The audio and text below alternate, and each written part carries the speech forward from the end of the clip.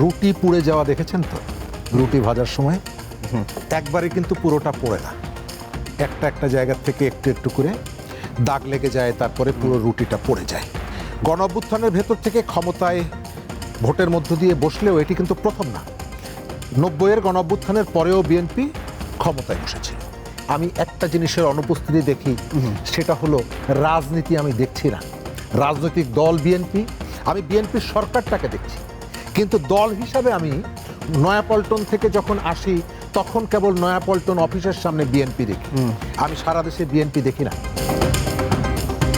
আমরা দেখলাম যে মাননীয় যোগাযোগ মন্ত্রী বা নৌ পরিবহন সেবার যে মন্ত্রী রয়েছেন ঈদের সময় এরকম কিছু অসংলগ্ন বক্তব্য দিয়েছিলেন। এখন শিক্ষামন্ত্রী, টিমটা আসলে কেমন হয়েছে? 5 মাস অতিবাহিত হলো, ব্যর্থতার সুর কি এখনই? আর রাজপথে 5 মাসের মধ্যেই শিক্ষার্থীরা, এটি কি ইঙ্গিত দেয়? রুটি পুড়ে যাওয়া দেখেছেন তো?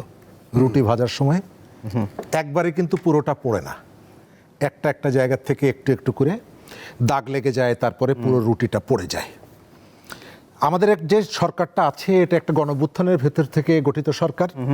আমাদের এখানে যত ট্র্যাডিশনাল যে নির্বাচনগুলো হয় সেই নির্বাচনের থেকে এবারের নির্বাচনটা একটা ভিন্নতা ছিল এই কারণে যে মানুষের 1.5 দশকের তার অনেক ক্ষোভ, অনেক অভিমান, অনেক প্রত্যাশা, অনেক স্বপ্ন এগুলো যুক্ত হয়েছিল। সেগুলো নির্বাচনের মধ্য দিয়ে যে সরকার আসবে তাকে এগুলো পূরণ করতে হবে।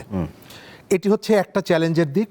আবার এর সাথে আরেকটা ব্যাপার আছে যে বিএনপি রাষ্ট্র পরিচালনায় তার পূর্বের কতগুলো অভিজ্ঞতাও আছে।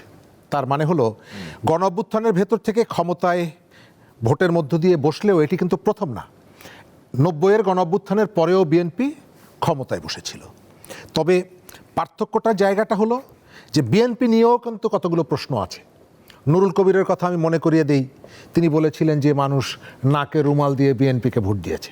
কারণ বিএনপির আগের শাসনগুলো আমরা হয়তো নানা কারণে, এখন ভয়ের কারণে হোক অন্য কারণে হোক বলি না, বিএনপির আগের যে শাসনগুলো সমালোচনা করার অনেক জায়গা আছে, আমরা নানা কারণে হয়তো সেগুলো বলি না। তবে আমাদের প্রত্যাশাটা হচ্ছে যে আমরা এর ভেতর থেকে আমরা আমাদের সমাজটাকে, আমাদের রাষ্ট্রটাকে এই একটা গর্তের মধ্যে কি অনন্তকাল ফেলে রাখবো নাকি এটি এগিয়ে নিয়ে যাব। এগিয়ে যদি নিয়ে যেতে হয় তাহলে দুটো জিনিস দরকার। একটা হচ্ছে একটা ভালো টিম দরকার। ওই মেসির কথা বলেন, রোনালদোর কথা বলেন, যার কথাই বলেন না কেন, তার সাথে একটা টিম থাকতে হবে এবং আপনার একটা ফিলসফি থাকতে হবে। আপনি যদি ফিলসফিটা সেট করতে না পারেন তাহলে এই টিমটা এগিয়ে নিয়ে যেতে পারবেন না।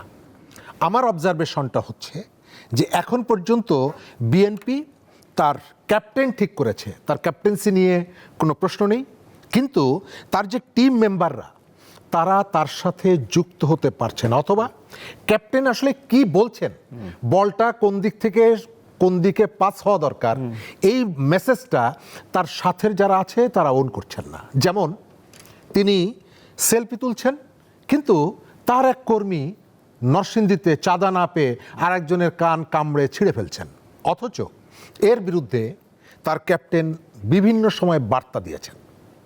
বরিশালের ঘটনা, সেটি মানুষের স্মৃতির বাইরে যাওয়ার আগেই নরসিংদীতে ঘটনা, বিভিন্ন জায়গায়। তার অর্থ হচ্ছে যে প্রধান যিনি আছেন, ক্যাপ্টেন যিনি আছেন, তিনি যে বার্তাটা দিচ্ছেন সেই বার্তাটা তার দলের নেতারা, দলের কর্মীরা শুনছে না।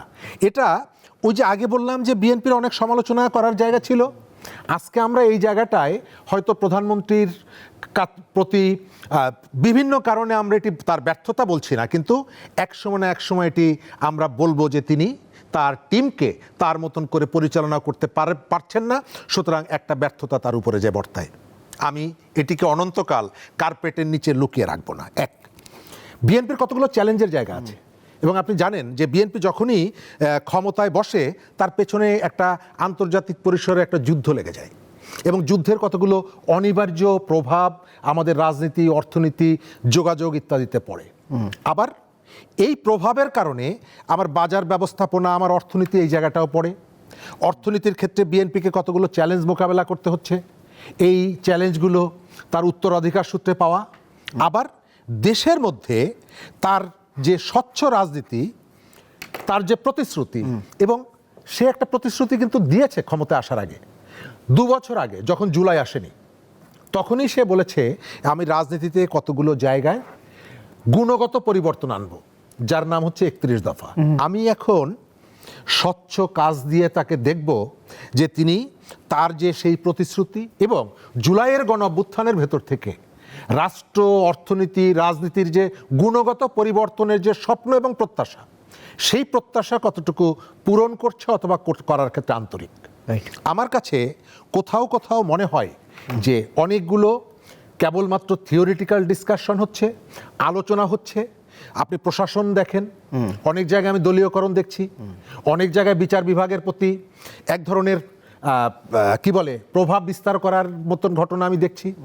একজন মানুষ সর্বোচ্চ আদালত থেকে জামিন নিয়ে জেল গেটে 5 বার 6 বার আপনি যখন অ্যারেস্ট করছেন তাকে, অন্তত বাড়ি যাওয়ার পর আরেকটা মামলায় আপনি অ্যারেস্ট করেন, কিন্তু যখন জেল গেটে আপনি অ্যারেস্ট করছেন তখন আমি যদি প্রশ্ন করি যে সর্বোচ্চ আদালত যে তাকে জামিনটা দিল, আপনি কি সর্বোচ্চ আদালতের প্রতি শ্রদ্ধাটা দেখালেন? তার অর্থ হচ্ছে যে এই ধরনের অনেকগুলো জায়গা আছে যে জায়গাগুলো ধরে প্রশ্ন তোলাও যেমন যায়, কতগুলো সন্তুষ্টিও প্রকাশ করা যায়। ভাই যেটি বলেছেন, ঢাকা শহরে মোটামুটি একটা শৃঙ্খলার জায়গা আসছে। প্রান্তিক মানুষের আমি অ্যাপ্রিসিয়েট করব, গত কয়েকদিন আগে শুনলাম যে 182 টাকা প্রতিদিন মজুরি পায় যে চা শ্রমিক, তার মজুরি বাড়ানোর আলোচনা হচ্ছে, প্রান্তিক মানুষের কথা ভাবা হচ্ছে। সেটা যেমন ঠিক, একই সাথে আমি একটা জিনিসের অনুপস্থিতি দেখি, সেটা হলো রাজনীতি আমি দেখছি না।